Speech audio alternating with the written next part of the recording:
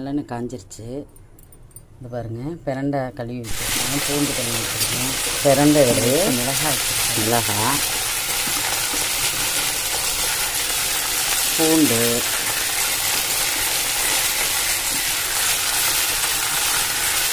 மூணு போட்டு நல்லா வதக்கணும்.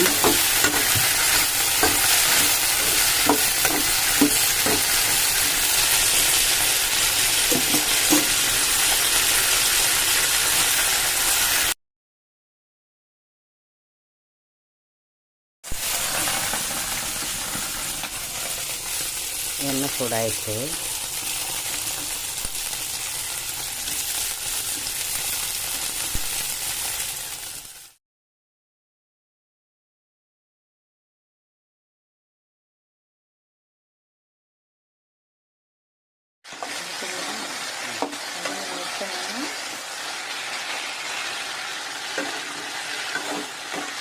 நல்லா வதங்கணும். வதங்கலைன்னா அரிக்கும், நாக்கு அரிக்கும்.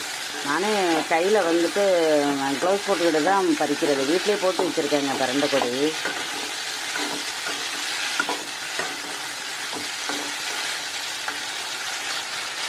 பிரண்டை, மிளகாய், நமக்கு தேவையான அளவு மிளகாய், பூண்டு, இது மூணு போட்டு தான் வதக்கிறது.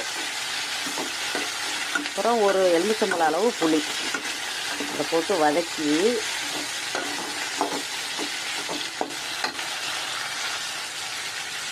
நல்லா இந்த கலர் போகிற அளவுக்கு வதக்கணும். வதக்கிட்டால் நாக்கில் அரிப்புத்தன்மை இல்லாமல் போகும். வதக்கிட்டு தாளிக்கிறதுலாம் எதுவும் இல்லைங்க, அப்படியே துவையில் அரைச்சிடுறது தான்.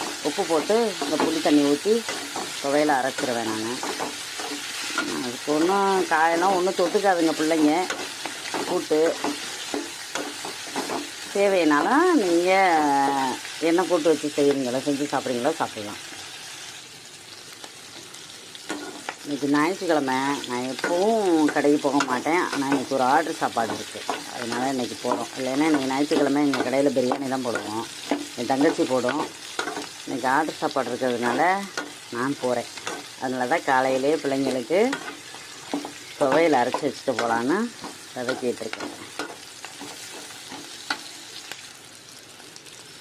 துவையலுக்கு பிரண்டை ரெடி ஆயிடுச்சு, நல்லா வதங்கிடுச்சு. பிரண்டை துவையல் ரெடி ஆயிடுச்சு. இதோட புளி போட்டு சாப்பிட்டா அவ்வளோ சுவையாக இருக்கு. மிக்ஸியில் அடித்து வச்சிட வேண்டியதான்.